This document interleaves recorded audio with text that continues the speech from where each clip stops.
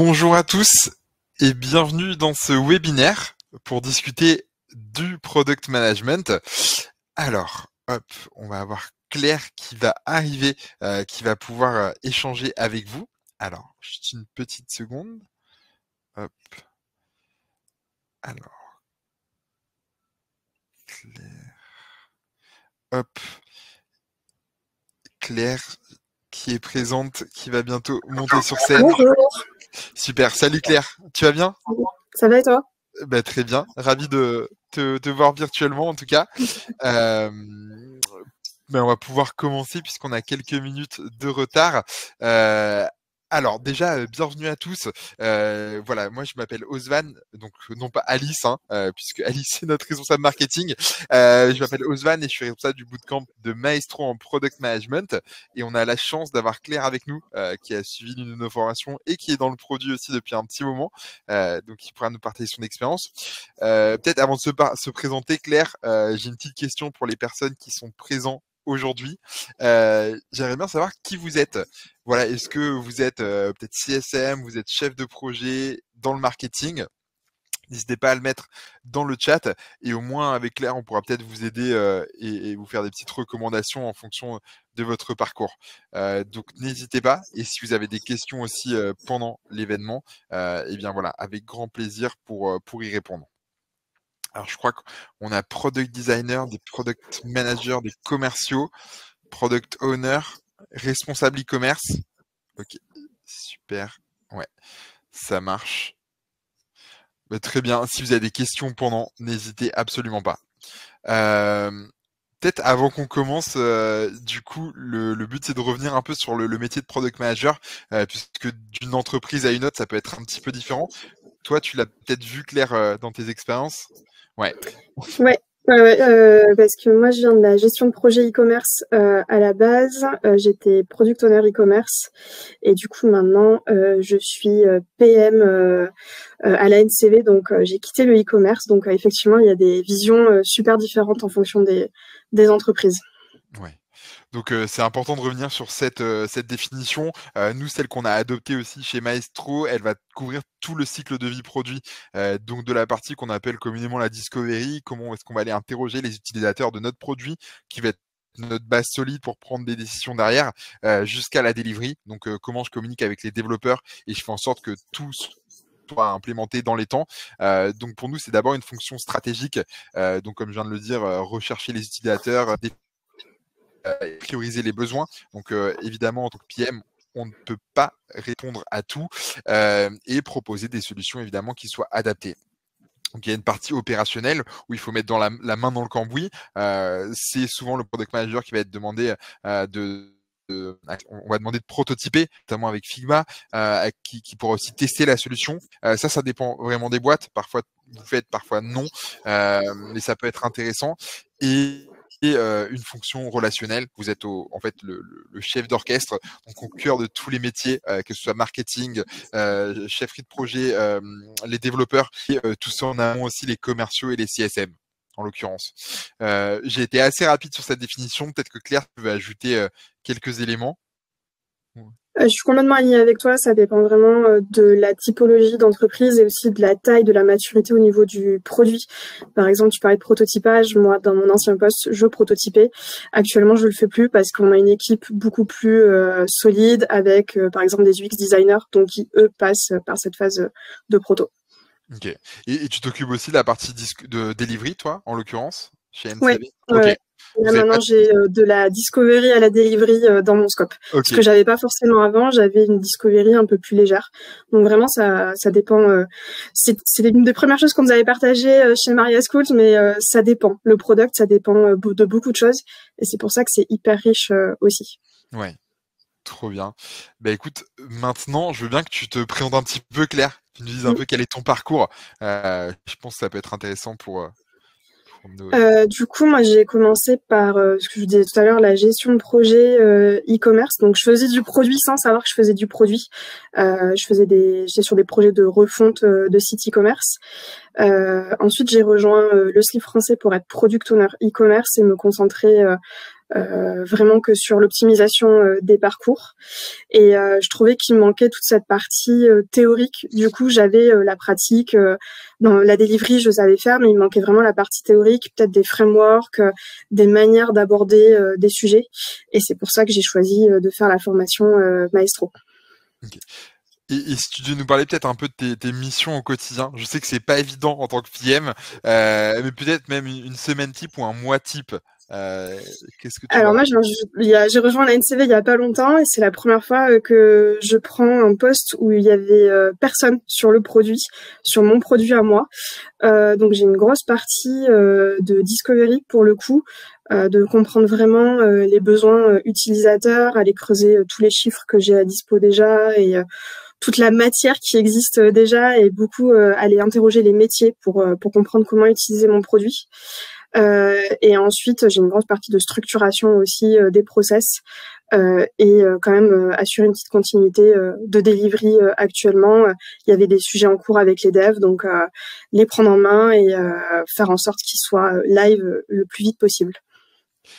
Donc pour l'instant, j'ai pas de semaine vraiment type. Ok, tout change au jour le jour. Moi, j'ai souvent la question aussi, est-ce que pour être un bon product manager, je dois m'y connaître en tech? Qu'est-ce que tu répondrais aussi à ça? Est-ce que... voilà. Je dirais que non. C'est important pour moi d'avoir envie de comprendre la tech, mais on n'est pas obligé d'avoir un profil tech. Faut juste savoir se mettre à la portée de dev et faire un effort de compréhension et que eux fassent cet effort aussi de communication pour que la delivery se passe le mieux possible et que ce soit fluide les échanges. Mais il n'y a vraiment pas besoin d'avoir un profil tech de mon point de vue. Okay. Mais encore une fois, ça dépend des entreprises. Il y a des entreprises qui vont chercher des profils un peu plus tech, mais c'est pas mandatory pour moi. Ouais, bah, c'est vrai que ça dépend des intitulés de poste aussi. Tu vas avoir des product technical owner ou product technical manager, là où on va demander un peu plus de connaissances techniques. Mais ouais, nous, on a à peu près le même discours, c'est que la plupart du temps, une bonne communication peut être suffisante et évidemment un minimum d'intérêt quand même pour la partie technique. Maintenant, puisque je pense qu'ici il y a pas mal de personnes qui se posent la question aussi sur le secteur de enfin pourquoi se former, etc. Est-ce que tu peux nous dire un petit peu ce que tu as retenu du bootcamp, comment ça t'a aidé pour après ta prise de poste, notamment aujourd'hui chez ANCV? Est-ce qu'il y a des petites choses qui ont changé dans ton quotidien? Ouais, alors moi, ça m'a rassurée sur le fait que j'avais peur de m'enfermer dans un profil trop e-commerce. Et du coup, il y a énormément de cas pratiques. Chaque journée de cours, c'est principalement du cas pratique, pas forcément e-commerce, beaucoup de SaaS, B2B. Moi, ça m'a donné confiance, en fait, quand je passais des entretiens ensuite, que je savais faire du produit, que tout ce que j'avais appris, je pouvais l'appliquer à quelque chose qui n'était pas e-commerce, à une interface non e-commerce. J'ai oublié la suite de ta question. Oui, c'était assez ça. Et puis peut-être sur quelle mission tu te sentais moins à l'aise et tu as été plus à l'aise après? Ben justement, on voyait des cas pratiques de zéro. Donc je me suis sentie hyper à l'aise quand j'ai pris mon poste pour vraiment défricher les choses et arriver dans un poste où il y avait personne. En fait, ça m'a donné des méthodos sur comment attaquer les problèmes et vraiment d'avoir une manière de penser produit. Voilà, parce que on doit pas penser solution de suite, on doit penser problématique, compréhension des utilisateurs. Ça m'a permis aussi de développer voilà mon empathie. On jongle sur des sujets très différents au cours de la formation et ça permet de faire cette gymnastique hyper facilement pour la suite. Ok. Et si tu devais te souvenir d'un prof ou d'un cours en particulier qui t'a marqué, tu penserais auquel? Alors, c'était à la fois un prof et à la fois un coach produit, parce que vous aurez des coachs produits sur différents modules tout au long de la formation.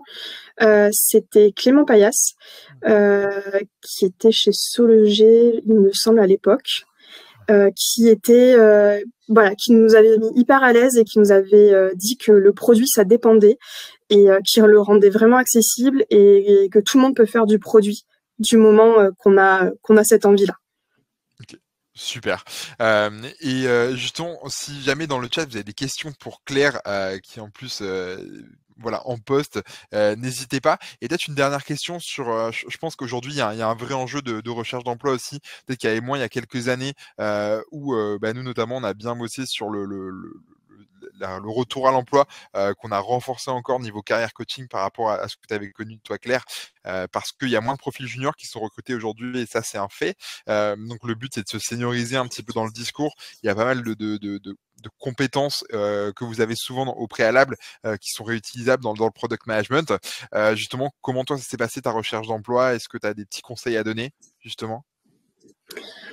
Alors moi, ça a été facilité par par Maestro. J'ai rencontré du coup ma manageuse actuelle via Maestro. Donc je vous conseille à la fin d'aller à la Career Night. Mais enfin moi, je trouve que c'est hyper important de postuler aussi pour des produits qui nous parlent. Pour moi, c'était important d'avoir de l'impact, un produit qui a un impact positif, mais ça peut être un impact positif sur des bénéficiaires en interne et voilà, je trouve que c'est important d'y trouver son compte et de pas postuler n'importe où et d'envoyer 1000 candidatures, de se concentrer pour être hyper efficace et hyper investi sur le produit qu'on va optimiser ensuite. Okay. Et pour le CV, tu avais choisi la manière classique ou parce que je sais que certains utilisent notamment Notion pour faire leur CV. Ouais, moi j'avais utilisé la manière classique et Ouais. ça m'a pas desservi, ça fonctionne encore bien. Très bien. Et au niveau de l'étude de cas aussi que tu rencontres dans le process de recrutement, est-ce que tu as des conseils aussi à donner pour ces études de cas, peut-être? Alors ouais, j'en ai rencontré pendant ma recherche d'emploi. Le conseil, c'est, moi j'ai repris mes cours Maestro pour voilà structurer ma pensée et utiliser quelques outils aussi, montrer que je savais utiliser quelques outils qui sont nécessaires actuellement dans le produit. Donc même si vous êtes junior, je trouve c'est important de profiter de cette formation pour se former sur ces outils-là. Je pense à Notion, Figma, voilà, principalement. Ok. Trop bien. Ben, merci beaucoup Claire pour ce partage d'expérience. Si tu as quelque chose à ajouter, n'hésite absolument pas. Je pense qu'on peut passer à la petite partie suivante. C'est un peu vous parler aussi des programmes Maestro. En fait, pour tout vous dire, nous, Maestro, ça fait maintenant 4 ans qu'on existe et qu'on a accompagné pas mal de profils à se reconvertir et évoluer vers le product management.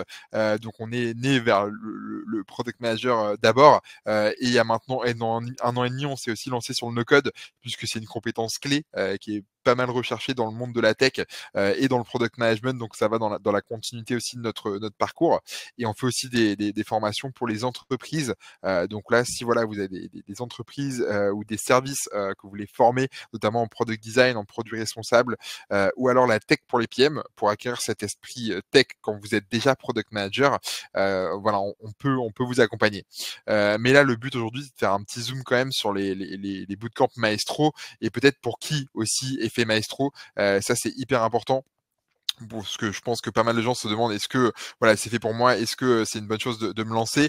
Donc on a, je dirais, 3 typologies de profils chez Maestro. Donc un petit peu comme Claire, vous avez déjà eu un contact dans le monde du produit, vous avez déjà des missions assez liées au product management et vous voulez évoluer, pivoter vers le product management à 100%. Donc parfois vous avez déjà été chef de projet, vous avez déjà été commerciaux dans la tech, du côté CSM ou encore développeur, et vous avez envie d'évoluer. On a aussi des personnes qui sont pas forcément justement dans la tech et ont envie de complètement évoluer parce qu'ils ont un bon relationnel, parce que voilà, vous savez travailler en équipe et vous êtes curieux de nature. Je pense que c'est 3 éléments un peu indispensables et surtout la partie aimer résoudre des problèmes.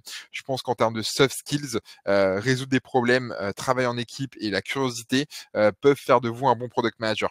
Ça va demander quand même pas mal de travail, mais voilà, c'est un bon début en tout cas si vous vous reconnaissez là-dedans. Je sais pas si tu as un autre soft skills à ajouter, peut-être Claire, ici. Ouais.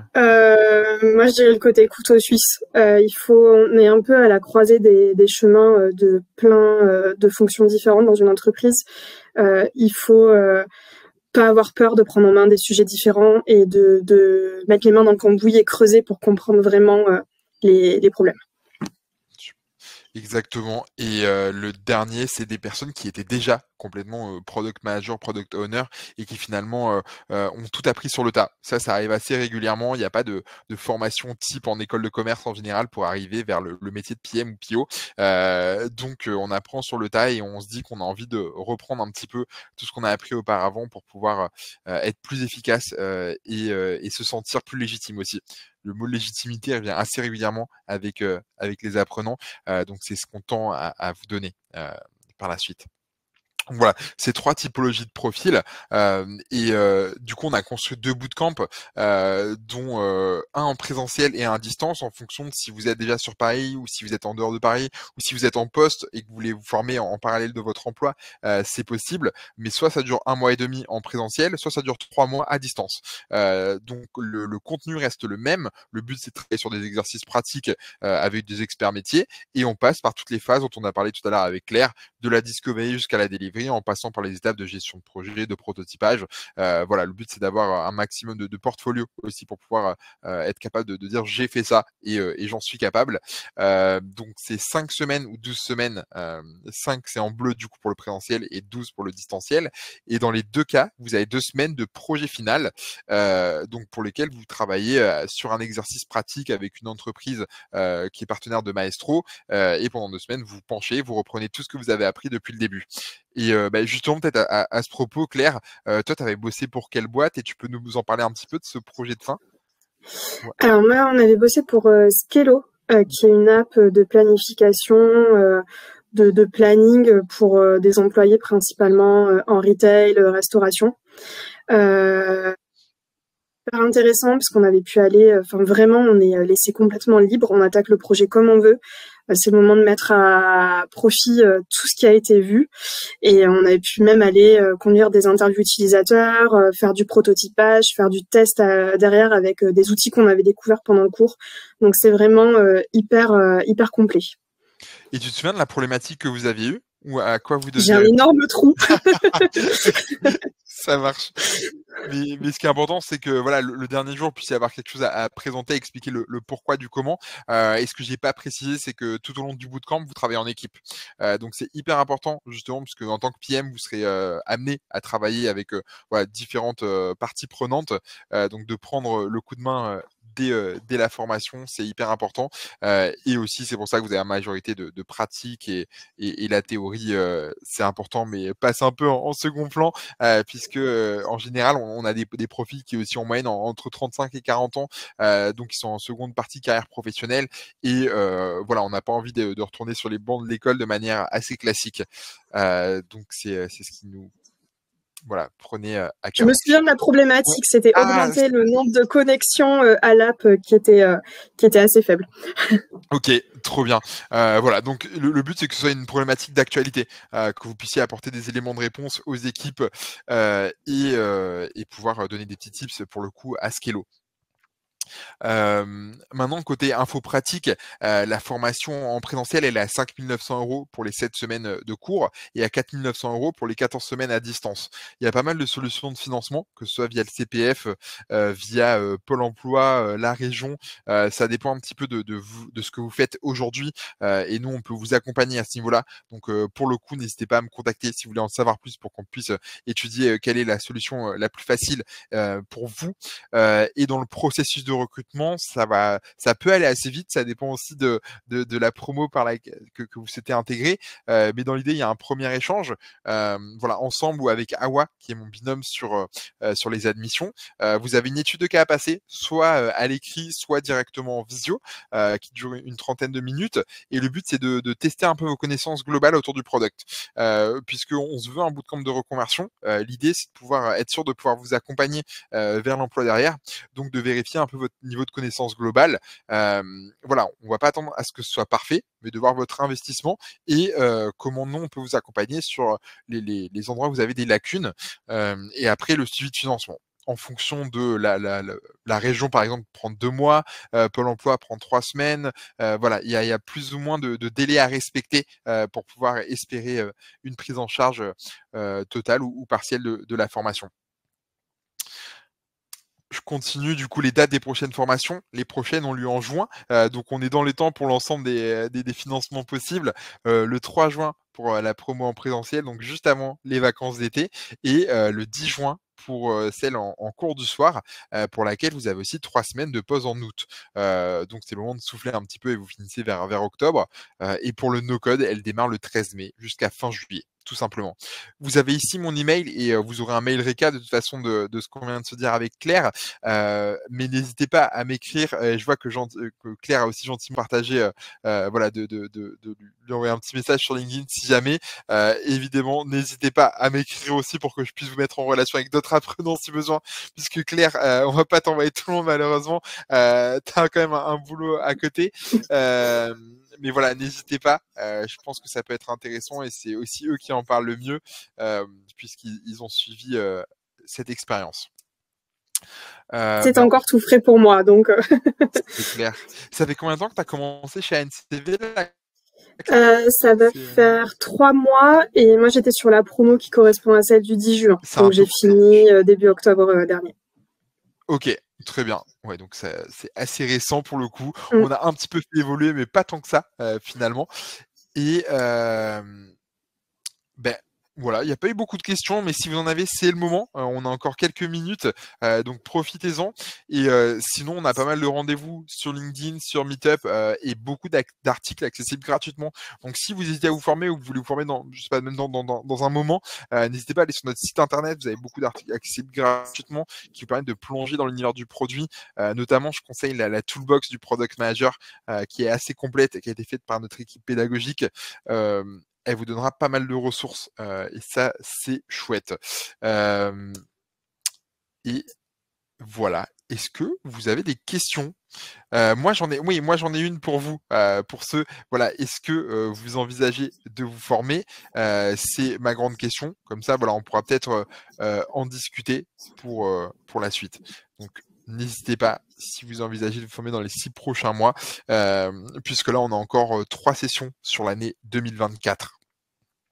Voilà. Est-ce que Claire, tu avais aussi voilà, peut-être quelque chose à ajouter ou c'était tout bon pour toi?